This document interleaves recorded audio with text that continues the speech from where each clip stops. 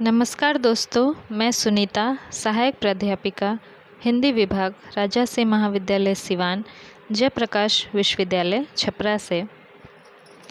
आज हम हिंदी प्रतिष्ठा स्नातक द्वितीय वर्ष के चतुर्थ पत्र में संकलित उपन्यास कर्मभूमि की बात करेंगे।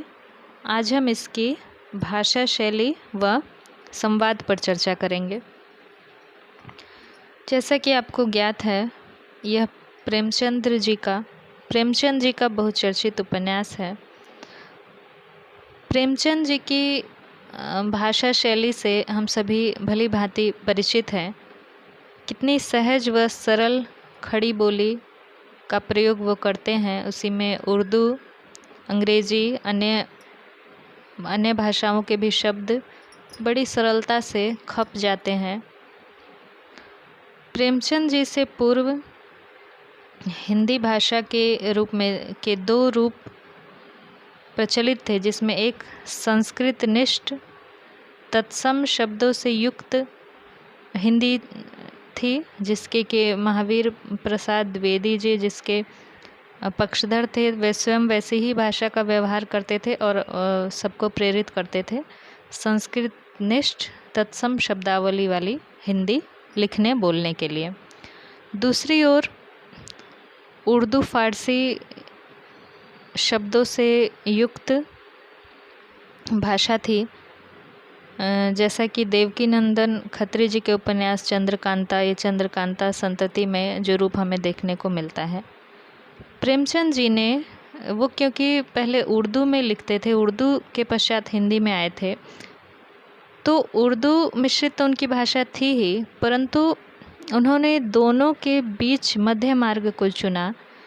उनकी जो भाषा है खड़ी बोली हिंदी, उसमें उर्दू फारसी के शब्द भी हमें मिलते हैं, संस्कृत निष्ठ तत्सम शब्द भी मिलते हैं, तद्भव शब्द भी मिलते हैं और यथास्थान अंग्रेजी के शब्द भी मिलते हैं। यह भाषा इतनी लोकप्रिय हुई कि इसका प्रेमचंदीय हिंदी कहा जाने लगा।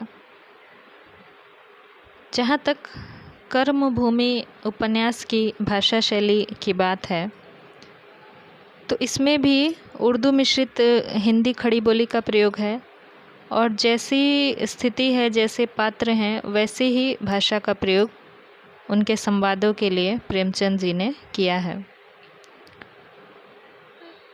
सलीम और सकीना जो मुस्लिम धर्म के पात्र हैं, सलीम के तो बाकायदा शायरी दिखाई है प्रेमचंद जी ने और उर्दू के बड़े अच्छे शेर इसमें दिखाई देते हैं हमें। सकीना की भी भाषा जो है वो उर्दू है, उर्दू मिश्रित हिंदी है। वहीं शांति कुमार की भाषा संस्कृत निष्ठ परिनिष्ठ हिंदी खड़ी बोली दिखाई देती है। शब्दों की बात करें तो तत्सम शब्द अंतःकरण, कर्तव्यपरायण इत्यादि, देशज शब्द पतियाना, उर्दू शब्द इत्तिला, हिमाकत, तखमीना, अंग्रेजी शब्द मजिस्ट्रेट, कॉलेज, प्रिवी काउंसिल, इस तरह से यथास्थान प्रेमचंद जी ने विदेशी शब्दों का भी प्रयोग किया है।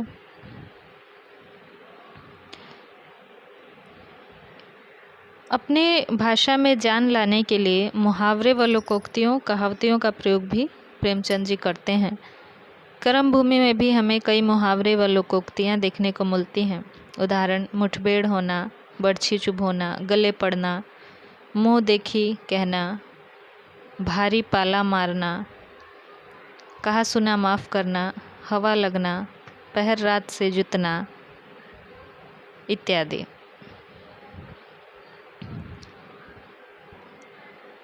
अब भाषा शैली, जहाँ पर प्रेमचंद्र प्रकृति वर्णन करते हैं, वहाँ पर उनकी शैली अत्यंत सुकुमार और मनोरम हो जाती है। सुंदर पहाड़ी प्रदेश के सुंदर प्राकृतिक दृश्य का एक उदाहरण देखिए। पहाड़ियों से नीली भाप उठ रही थी और प्रकाश का हृदय जैसे किसी अव्यक्त वेदना से भारी हो रहा था। चारों ओर सन्नाटा था। पृथ्वी किसी रोगी की भांति कोहरे के नीचे पड़ी सिहर रही थी। अब यहाँ जो प्रकृति के द्वारा वहाँ के जो लोगों के कष्ट हैं, जो लगान जो था वो दुगना करने की बात हो रही थी और उपज हुई नहीं थी, तो वो लोगों के जो कष्ट हैं उस पहाड़ी गांव में रहने वाले लोगों के, उसको प्रकृति के द्वारा किस तरह से व्यक्त किया है, काबिले तारीफ़ है। कहीं कहीं पर वर्णनात्मक शैली का प्रयोग करते हैं प्रेमचंद जी, कहीं व्यंग्यात्मक और कहीं विश्लेषण करते हैं।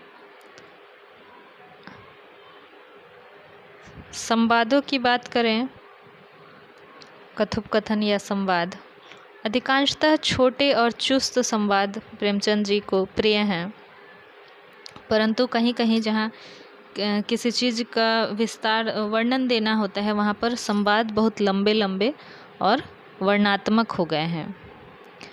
उदाहरण के लिए जो मुन्नी पर जो मुकदमा चलता है वहाँ पर उसको भिखारिन कहा गया है, तो उसका जो बयान है वो बहुत ही लंबा और वर्णनात्मक है। छोटे संवादों का उदाहरण है, अमरकांत ने कहा मारकर कहा, बड़े मस्खरे हो यार। सलीम, इसमें मस्खरेपन की क्या बात है? अमरकांत, तो क्या सचमुच तुम जूते लगवाना चाहते हो? इस तरह से छोटे छोटे चुस्त संवाद हैं। जैसे पात्र हैं वैसी ही उनकी भाषा।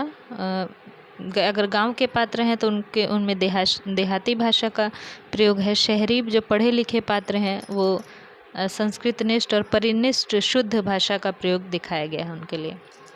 जैसे सलोनी है, वो सलोनी का की गांव की एक अनपढ़ महिला है, तो उसकी भाषा देखिए, मार तो दिखा दूं, आज मेरा सरदार आ गया है, सिर कुचल कर रख देगा। इसी तरह से पूरे उपन्यास में हमें प्रत्येक पात्र के लिए वैसे ही शब्द मिलते हैं। काले खां जो है वो एक डाकू है, शुरू में लुटेरा डाकू है जो चोरी करता है, तो उसकी भाषा में हमें वैसे ही शब्दों का प्रयोग मिलता है। तो ये आज हमने कर्मभूमि उपन्यास की भाषा शैली व संवाद पर चर्चा की। अगले वीडियो में हम इसके देश, काल व वातावरण पर बात करेंगे। आज के लिए इतना ही। धन्यवाद।